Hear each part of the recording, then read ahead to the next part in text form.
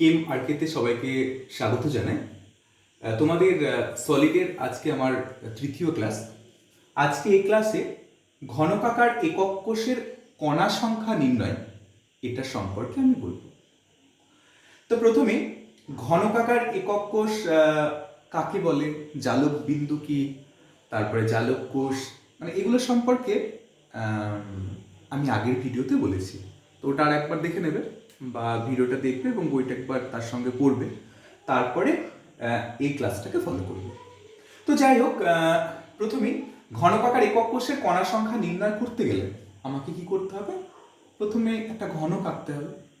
তা দেখো, এই কণা সংখ্যা নির্ণয়ের ক্ষেত্রে সব থেকে যেটা বেশি জরুরি সেটা হলো একটা 3D মডেল। অর্থাৎ ঘনকাকার একক কোষের ক্ষেত্রে আমরা বোর্ডে তো আর অত সুন্দর মডেল দেখাতে পারবো না, তবে মোটামুটি তোমরা একটু মনোযোগ দিয়ে বইয়ের ছবিটাকে দেখবে আর আমার পড়ানোর যে এখানে আমি যেটা বলবো আর কি, যেভাবে বোঝাবো সেটাকে একটু ফলো করবে, তাহলে আশা করি বুঝতে পারবে। তো যাই হোক, দেখো আমি বোর্ডে লিখে রেখেছি যে ঘনকাকার একক কোষের ক্ষেত্রে সরল বা আদিম, পৃষ্ঠকেন্দ্রিক, দেহকেন্দ্রিক, এগুলো লিখেছি। এখানে আরো কিছু কিছু আমি লিখে রেখেছি, এটা শেষের দিকে আসছি। তা প্রথমেই আমি এখানে চলে যাব যে কণা সংখ্যা কিভাবে নির্ণয় করব। কণা সংখ্যা নির্ণয়, তা কণা সংখ্যা নির্ণয় করতে গেলে আমার যে জিনিসগুলো জানতে হবে সেটা হলো একক কোষের ক্ষেত্রে যদি কৌণিক বিন্দুতে যদি কোনো কণা থাকে তাহলে সেক্ষেত্রে তার অবদান কতটা, যদি পৃষ্ঠকেন্দ্রে থাকে তার অবদান কতটুকু, যদি দেহকেন্দ্রে থাকে তার অবদান কতটুকু, প্রান্ত কেন্দ্রে থাকলে তার অবদান কতটুকু, ধার বা কিনারা অর্থাৎ কিনারা বা বাহুর যদি মধ্যবিন্দুতে থাকে তাহলে সেই কণার ওই একক কোষের অবদান কতটুকু, সেই প্রসঙ্গে তোমাদেরকে আগে জানতে হবে। তা প্রথমে এখন দেখো, ধার কিনারাই হোক, পৃষ্ঠকেন্দ্র হোক, দেহকেন্দ্র হোক বা প্রান্ত কেন্দ্রই হোক, দেখো কৌণিক বিন্দুটা কিন্তু প্রত্যেকের ক্ষেত্রে কমন, অর্থাৎ কৌণিক বিন্দুতে কণা থাকবেই। তাহলে আমরা একক কোষের কৌণিক বিন্দুতে সেই কণাগুলোর অবদান কতটুকু সেইগুলো সম্পর্কে আমরা এখন জেনে নিই। তা প্রথমে ধরো একক কোষের কৌণিক বিন্দুতে, তাহলে একটা আমি একক কোষ আঁকলাম, ঘনকাকার একক কোষ, তার কৌণিক বিন্দুতে আমি কণাগুলো দিচ্ছি 1 2 3 4 5 6 7 8। দেখো, তাহলে এটা হলো একটি ঘনকাকার একক কোষ। সেই একক কোষে জাস্ট কৌণিক বিন্দুতে কণাগুলো আমি লিখেছি। সেই কণাগুলো কটা রয়েছে? 8টা কণা রয়েছে। এই কৌণিক বিন্দুতে মোট কতগুলো কণা রয়েছে? 8টি কণা রয়েছে। এখন সাপোজ ধরো এই কণাটি, তাহলে এই কণাটির আমি ছোট হাতের একটা নাম্বার দিলাম এ। তাহলে এই এ কণাটি, বা এটা তুমি এ না দিয়ে 1 নম্বর দিয়ে দাও, 1 নম্বর কণাটি, এই একক কোষের ক্ষেত্রে এই কণার অবদান কতটুকু এইটা তোমাকে বের করতে হবে। তাহলে তুমি যদি এই একটা কণার অবদান বের করতে পারো তাহলে মোটামুটি সবগুলো তুমি বুঝে ফেলবে। তাহলে এখন দেখো, এইটা হলো একটি ছোট্ট মৌলিক প্যাটার্ন বা ক্ষুদ্রতম একটা কেলাসের একটা ক্ষুদ্রতম একক, তাকে বলা আছে একক কোষ, একটা মৌলিক প্যাটার্ন, ক্ষুদ্রতম মৌলিক প্যাটার্ন। তা সেই একক কোষের একটা কৌণিক বিন্দুতে ধরো একটা বল রয়েছে, একটা ফুটবল ধরে নাও, এটা হলো একটা কণা। সেই কণাটি কি অণু হতে পারে, পরমাণু হতে পারে, আয়ন হতে পারে, আগের দিনকেই বলেছি। তাহলে দেখো, এই কণাটি, এই শুধু এই কণাটিকে কল্পনা করো। তাহলে এই কণাটি এই একক কোষের ক্ষেত্রে একটু লেগে আছে। এরকম একটা একক কোষ এই সাইডে একটা আঁকো, এরকম একটা একক কোষ জাস্ট এই সাইডে, তাহলে এইদিকে একটা আঁকলাম। এরকম একটা একক কোষ ওই দিকে একটা আঁকো, এরকম একটা একক কোষ এইদিকে যেটা লিখেছি, এইদিকে যেটা আঁকতে বললাম তার ঠিক এই পাশে আঁকো। তাহলে দেখো, এই এই যে মানে এই যে কণাটি, সেই কণাটি কি আছে, হাফ অংশ 4টি একক কোষের সঙ্গে জুড়ে আছে। ঠিক একইভাবে এই 4টি একক কোষ যদি উপরের দিকে আঁকা যায় তাহলে এই বলের আর যে অর্ধেক অংশ সেটা পূরণ হবে। অর্থাৎ আমরা দেখতে পাচ্ছি যে একটি কৌণিক বিন্দুতে এই কণাটি 8টি একক কোষের ক্ষেত্রে সাধারণ কণা। এই যে কৌণিক বিন্দুতে যে কণাটা রয়েছে সেই কণাটি 8টি একক কোষের ক্ষেত্রে একটি সাধারণ কণা। অর্থাৎ এই কণার অবদান কতটুকু, অর্থাৎ একটি কণার অবদান কতটুকু, 1/8 একটি কণার অবদান কতটুকু, 1/8। আবার একবার বলে দিই, দেখো এই কণাটা একটা, ধরে নাও একটা বল, তাহলে এই কণাটি এখানে এমন ভাবে আছে, তাহলে দেখো এরকম একটা একক কোষ যদি এই দিকে আমি লিখি, তাহলে একটা দুটো একক কোষ হলো, তাহলে দেখো এই কণাটার 25% অংশ এই দুটো জুড়ে গেল। ঠিক এই দিকে দুটো একক কোষ, ঠিক ওই পাশে দুটো একক কোষ কল্পনা করো, তাহলে দেখো এর 50% পূরণ হলো। ঠিক একইভাবে চারটি একক কোষ নিচে যেমন আছে, চারটি একক কোষ ঠিক উপরের দিকেও আছে, তাহলে দেখো এই কণাটার সম্পূর্ণ অংশ ওখানে ভর্তি হয়ে গেল। অর্থাৎ এই কণাটি 8টি এইরকম একক কোষের ক্ষেত্রে সাধারণ কণা, এই কণাটি 8টি এইরকম একক কোষের ক্ষেত্রে সাধারণ কণা। অর্থাৎ একটি একক কোষের ক্ষেত্রে এই কণাটির অবদান কত, 1/8 অংশ। তাহলে এই একটি কণা যদি 8 একক কোষের ক্ষেত্রে সাধারণ কণা হয়, তাহলে একটি একক কোষের ক্ষেত্রে এই কণার অবদান কত, 1/8 অংশ। ঠিক একইভাবে এই কণাটা আমি ধরেছি 1 নম্বর, তুমি যদি এইটাকে 2 নম্বর বের করো একই হবে, 3 নম্বর এটা সেই একই হবে, 4 নম্বর এটাও একই হবে, 5, 6, 7, 8 তুমি 4 নম্বর দেবে না কেন, যে কোনো কণার অবদান কি হবে, এই একটি একক কোষের ক্ষেত্রে কি হবে, 1/8 হবে। আশা করি একক কোষের কৌণিক বিন্দুতে যে কণা থাকে তার একটি একক কোষের ক্ষেত্রে ওই কণার অবদান আশা করি তোমরা বুঝতে পেরেছো। অর্থাৎ একটি একক কোষের ক্ষেত্রে একটি কণার অবদান আমি বের করলাম, সেটা হচ্ছে 1/8 অংশ। বেশ, ঠিক একইভাবে যদি পৃষ্ঠকেন্দ্রে কোনো কণা থাকে, পৃষ্ঠকেন্দ্রে তোমরা জানো যে পৃষ্ঠ মানে যেমন আর কি সরল বা আদিম কোষ, তুমি পৃষ্ঠকেন্দ্রিক, দেহকেন্দ্রিক, প্রান্তকেন্দ্রিক এরকম কোষগুলো আছে, আমি আগের দিনকে বলেছিলাম। তো পৃষ্ঠকেন্দ্রে যদি কোনো কণা থাকে, পৃষ্ঠকেন্দ্র মানে কি, ধরো এইখানে একটা কণা রয়েছে, এইখানে একটা আছে, এইখানে একটা আছে, এইখানে একটা আছে, আর এর ওই দিকে যে পৃষ্ঠ এইটাতে একটা আছে। অর্থাৎ এর, তাহলে দেখো এই পৃষ্ঠের যে কোনো একটা কণার কথা কল্পনা করো, এই পৃষ্ঠের কণা বা এই পৃষ্ঠের কণা যে কোনো একটা, তাহলে এইরকম একটা একক কোষের ক্ষেত্রে পৃষ্ঠকেন্দ্রে যে কণা রয়েছে সেই কণাটা কি, অর্থাৎ এটাকে যদি একটা বল ধরে নেওয়া হয়, তাহলে এই বলটা কি, এই একক কোষের ক্ষেত্রে অর্ধেকটা এই তলে রয়েছে, তাহলে আর একটি যদি আমি একক কোষ এদিকে এঁকে ফেলতে পারি, আর একটি একক কোষ, তাহলে কি হবে,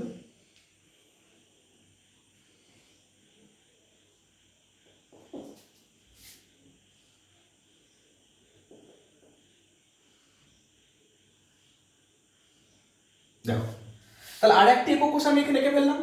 তাহলে দেখো এই যে পৃষ্ঠকেন্দ্রে যে কণাটি রয়েছে, পৃষ্ঠকেন্দ্রে যে কণাটি রয়েছে সেই কণাটির অবদান কত হলো, এই একক কোষের ক্ষেত্রে 50%, ওই একক কোষের ক্ষেত্রে 50%। অর্থাৎ পৃষ্ঠকেন্দ্রে যে কণার অবদান তার কত হলো, 1/2 অংশ। এই পৃষ্ঠকেন্দ্রে যে কণাটি রয়েছে সেই একটি কণার অবদান কত হলো, 1/2 অংশ।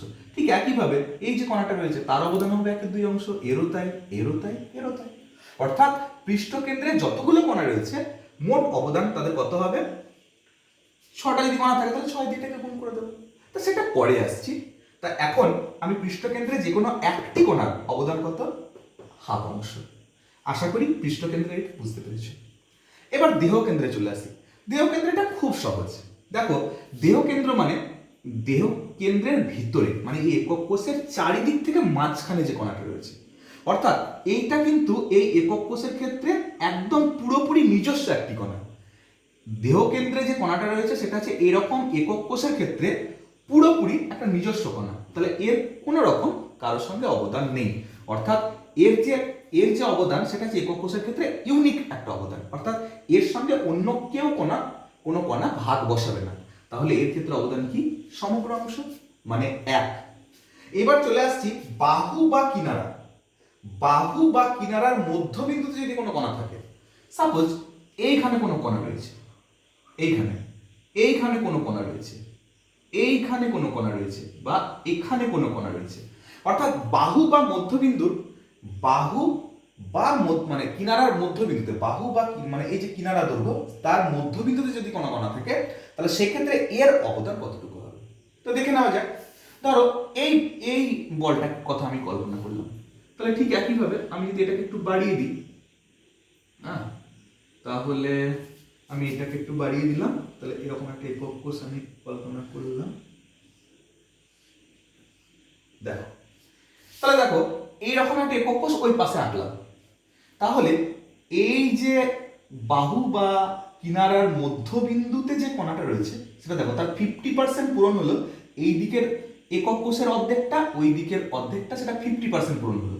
কিন্তু তাহলে উপরের দিকেও তো বলটা উঠে আছে, তাহলে ঠিক এইরকম যেটা দুটো একক কোষ জুড়ে যেটা যদি অর্ধেকটা সম্পূর্ণ হয়, তাহলে ঠিক উপরের দিকে যে বলটা উঠে আছে তাহলে সেখানেও দুটো একক মানে একক কোষ লাগবে। তাহলে এর ক্ষেত্রে অবদান কত হবে? 1/4 অংশ। অর্থাৎ কিনারা বা বাহুর মধ্যবিন্দুতে যদি কোনো কণা থাকে তার ক্ষেত্রে কি হবে? অবদান কত হবে? 1/4 অংশ। কেন না? তো এটা কি এর সঙ্গে অর্ধেক 50% আছে, তার ঠিক উপরের দিকেও দুটো একক কোষ লাগবে, তার জন্য কি ওখানে আছে তার অর্ধেক অংশ। তাহলে এই গেল মোটামুটি বাহু বা কিনারার মধ্যবিন্দুতে কোনো কণা থাকে তা সেটা হবে 1/4 অংশ। এখন আমি এখানে কণা সংখ্যা মানে কণা সংখ্যার ক্ষেত্রে যখন মানে তাদের একটি কণার অবদান কত হবে, কার কার ক্ষেত্রে কেমন কেমন হবে সেটা আমি বললাম। একটা বাকি আছে, সেটা হচ্ছে প্রান্ত কেন্দ্র। প্রান্ত কেন্দ্রে যদি কণা থাকে তাহলে প্রান্ত কেন্দ্রের ক্ষেত্রে কি এখানে একটা কণা থাকে, দুটো মানে সমান্তরাল পৃষ্ঠের বিপরীতে থাকে, তাহলে এখানে একটা থাকে, এখানে একটা থাকে, তাহলে এই কণার অবদান কত হবে? এটাও তো এক ধরনের পৃষ্ঠ, তাহলে যে কোনো একটা কণার অবদান কত হবে? অবশ্যই হাফ অংশ হবে। তার কারণ এটাও তো সেই পৃষ্ঠ। এর ক্ষেত্রে 6টা পৃষ্ঠতলে কণা থাকে, এর ক্ষেত্রে দুটো বিপরীত পৃষ্ঠতলে কণা থাকে। তাহলে এই যে পৃষ্ঠতল, তাহলে এর একটা যদি একক কোষে লেগে থাকে তাহলে তার অর্ধেক অংশ উপরের একক কোষে লেগে আছে।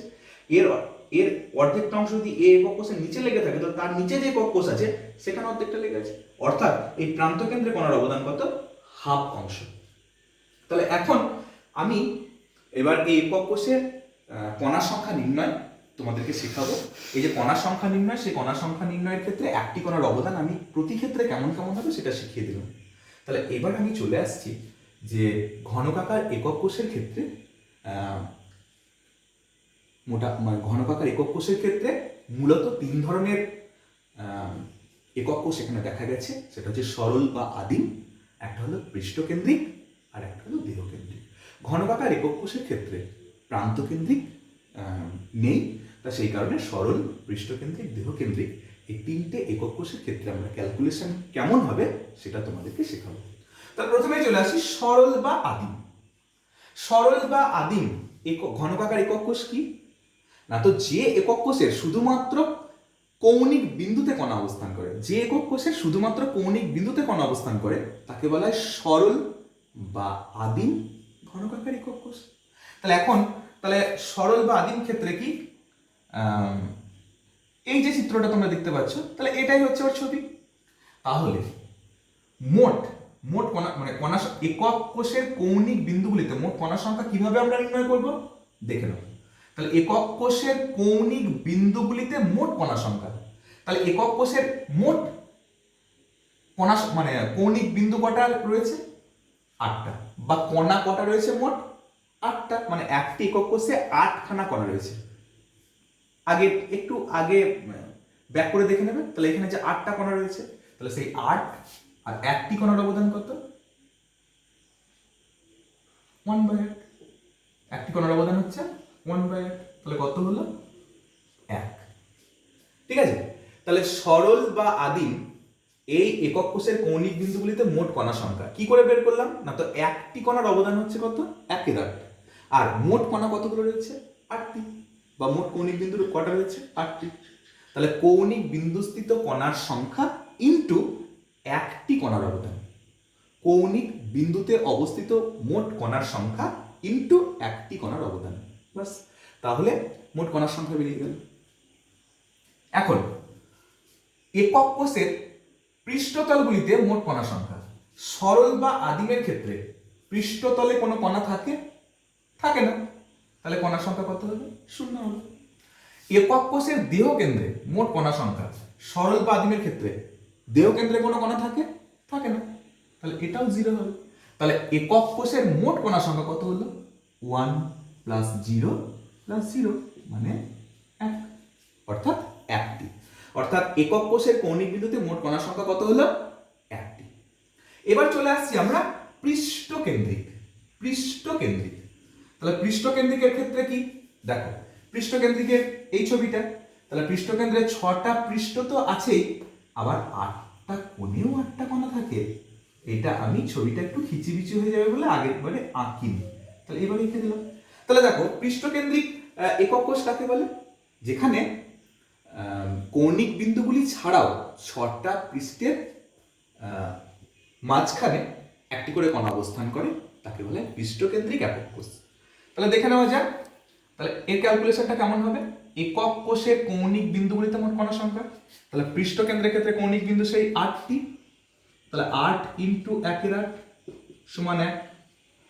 একক কোষের পৃষ্ঠতলগুলিতে মোট কণা সংখ্যা, তাহলে একক কোষের পৃষ্ঠতল কটা রয়েছে? পৃষ্ঠতল রয়েছে 6টা, অর্থাৎ 6টা পৃষ্ঠে কণা অবস্থান করছে। একটি কণার অবদান কত? হাফ, তার মানে 3 হলো। একক কোষের দেহকেন্দ্রে মোট কণা সংখ্যা, আমরা জানি যে পৃষ্ঠকেন্দ্রিক একক কোষের ক্ষেত্রে দেহকেন্দ্রের ভিতরে কোনো কণা থাকে না, তাই 0। তাহলে মোট কণা সংখ্যা 1 প্লাস 3 প্লাস 0 মানে কত হবে? 4টি। এইবার দেহকেন্দ্র দেখে নেওয়া যাক। তাহলে দেহকেন্দ্রের ভিতরে একটা কণা রয়েছে, 8টা কোণে 8টা তো রয়েছে, এটা তো কমন। বাস, তাহলে 8টা কৌণিক বিন্দুস্থিত মোট কণা হচ্ছে 8। একটি কণার অবদান কত? 1 তার মানে হচ্ছে 1। তাহলে এখানে কত গেল? তাহলে এখানে দেখো, একক কোষের পৃষ্ঠতলগুলিতে মোট কণা সংখ্যা, দেহকেন্দ্রিক যে ক্লাস, সেখানে পৃষ্ঠকেন্দ্রে কোনো কণা থাকে না, তাহলে এর ক্ষেত্রে কি হবে? 0 হবে। একক কোষের দেহকেন্দ্রে মোট কণা সংখ্যা, মোট কণা কটা রয়েছে? মোট কণা একটাই থাকে এবং তার কোনো অবদান নেই, অর্থাৎ সমগ্র অংশ 1, সে একই হবে। তাহলে এখানে কত হলো? 1 প্লাস 0 প্লাস 1 সমান হচ্ছে কত? 2টি। তাহলে দেখো, মানে ঘনকাকার একক কোষের ক্ষেত্রে সরল বা আদিম তার 8টা কৌণিক বিন্দু রয়েছে। সেই কণার মানে সেই 8টা কৌণিক বিন্দু মানে 8 কিন্তু একটি কণার অবদান কত? 1/8। এটা প্রতি ক্ষেত্রে সমান। তাহলে এখানে ক্যালকুলেশন প্রতি ক্ষেত্রে সেই এক সেম। পৃষ্ঠকেন্দ্রের ক্ষেত্রে 6টা তল রয়েছে, এক একটি কণার অবদান কত? হাফ, তাই এক্ষেত্রে ক্যালকুলেশন করে 6 ইন্টু হাফ মানে 3 হলো। আর দেহকেন্দ্রের ক্ষেত্রে কি? তার কোনো অবদান নেই, তাহলে এর ক্ষেত্রে একই হবে। বাস, এগুলোকে যোগ করে দিলাম, তাহলে একক কোষের মোট কণার সংখ্যা বেরোলো। তাহলে সরলের ক্ষেত্রে কত? 1, পৃষ্ঠকেন্দ্রিকের ক্ষেত্রে কত? 4 এবং দেহকেন্দ্রিকের ক্ষেত্রে 2। এখন যদিও মানে প্রান্তকেন্দ্রিক মানে কি বলবো, প্রান্তকেন্দ্রিক ঘনকাকার একক কোষের ক্ষেত্রে নেই, কিন্তু যদি থাকতো, প্রান্তকেন্দ্রিক ঘনকাকার একক কোষের ক্ষেত্রে নেই আর কি, কিন্তু যদি থাকতো তাহলে কণা সংখ্যা কত হতো? এটা তুমি করতেই পারো, তাই একবার দেখে নেওয়া যাক।